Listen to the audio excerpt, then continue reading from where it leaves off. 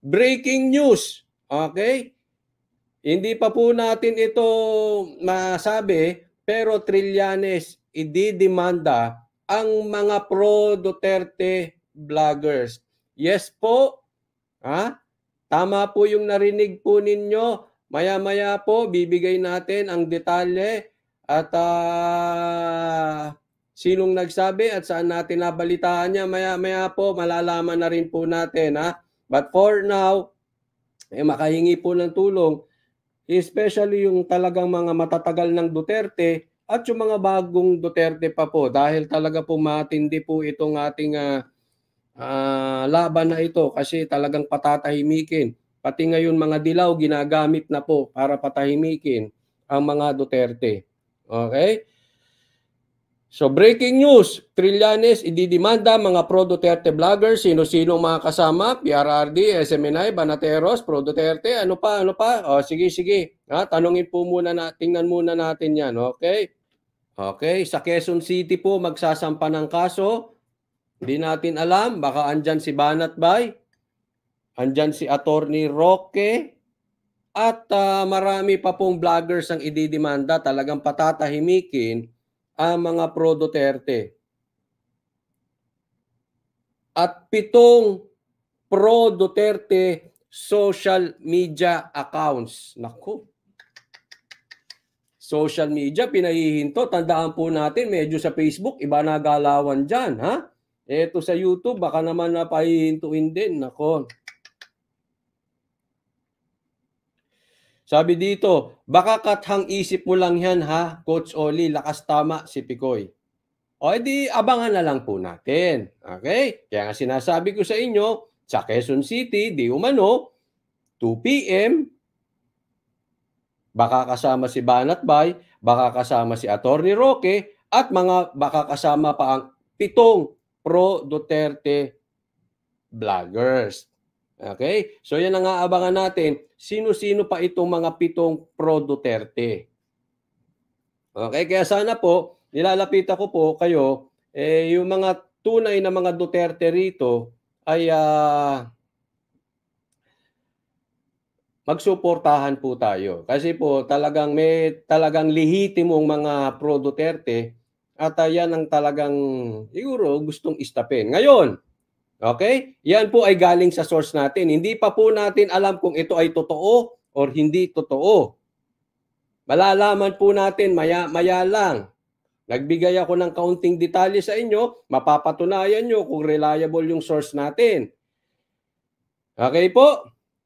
Pero kung ito man ay totoo, karapatan po yan ni Trillanes magdemanda.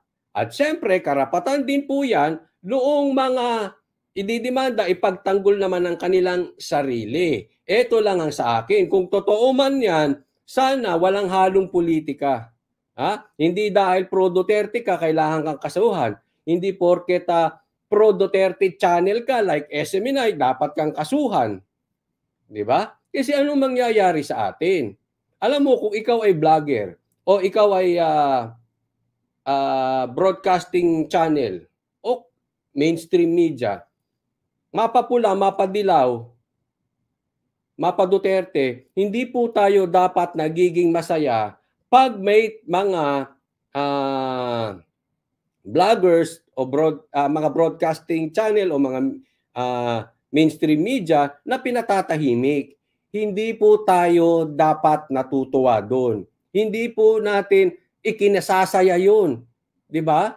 Dapat kahit ito ay kalaban mo, dapat ikaw ay nagre-react pa nga dito ng hindi maganda dahil karapatan ng natin as a whole, walang pro-Duterte, walang pro-Pula, walang pro-Dilaw. Karapatan ng media na magsalita. Diba? Huwag bubusalan ng bibig. Freedom of speech, freedom of the press. Diba? So dapat kinukonsider po natin yan. Hindi porket kakalaban, natutuwa ka doon sa pagbagsak. Kasi pagka ganyan po ang attitude natin, wala. Etong bansa natin ay magmimistulang parang may martial law, parang may diktador. kasi pinapatahimik tayo, di ba? So hindi pa naman natin sure. Again, kung totoo yan, karapatan niya ni Trillanes. Kung hindi yan totoo, okay. Kung totoo, okay. Same.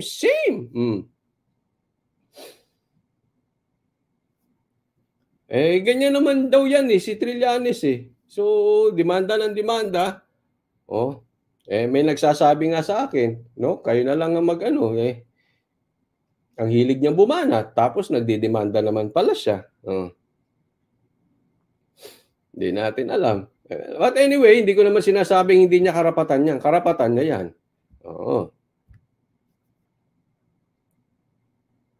Sabi dito ni Selpa, ganun talaga pag aso tahol ng tahol. Sabi ni William, si Trillanes, ang tagal ng buhay niyan. Naku.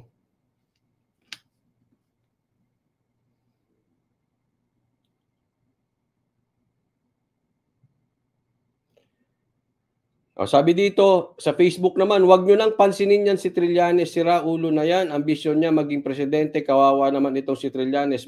Bakit nalalabas pa sa septic tank? Hindi po magiging presidente yan.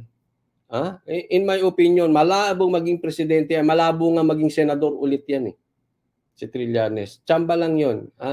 Nagising na yung tao sa kanya. Sabi ni Manuel, di ba nga may silent martial law? So, ikalat nyo po itong video na ito. Again, sabi ko maging mapagmatsyag at ilalive po natin ulit yan. Mamaya konti lang. So, sana subscribe kayo sa channel na ito at hit nyo yung notification bell. Nang sa ganoon, pag nagkatotoo man itong balita, ilalive ko po agad-agad. Okay? Samahan po ninyo ko. Sana masuportahan po ninyo. Lahat po ng mga vloggers, especially yung mga pro-Duterte, yung talagang nasa likod, yung talagang nirespeto si Tatay Digong. Suportahan po natin, sabi dito, Coach Oli, kakandidato yan sa Caloocan. Baka, kaya nag-iingay. Ang hilig niya magbintang kay PRRD, sabi naman dito. Tapos ngayon, inaano ba siya? Siya pa ang magdedemanda. Kaya nga po, yung mga naka-message ko, sabi sa akin, ano ba naman yan si Trillanes? Ang lakas magtatatahol. Yun naman pala, pikon. Puwe. Ganon ang message sa akin.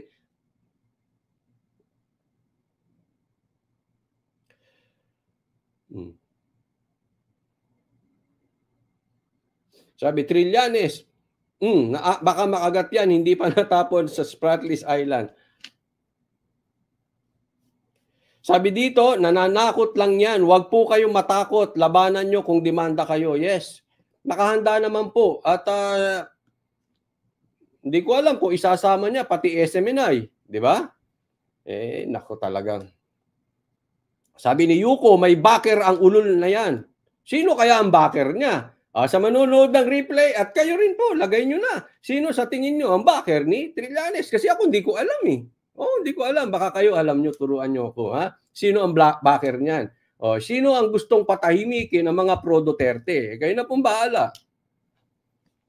Kung totoo hindi pa po natin sure kasi nabalitaan lang natin. Okay? Ulitin ko, hindi pa po. Kaya nga breaking news. Ang tawag doon ni Sir J. Breaking news. Dumating lang, hindi pa nako-confirm. Pero maya-maya lang, saglit-saglit lang. Baka siguro in 1 hour or less than 1 hour, may balita na patungkol dyan. Sabi dito, kapitan lang ba inabot niya sa AFP? 7 years experience? Hindi ko po alam. Nakasakay lang sa barko na hindi naaalis ng pantalan. Pag umasta, ang daming alam. Ang daming alam na walang kakwenta-kwenta. Hindi ko po alam kung ano inabot niyan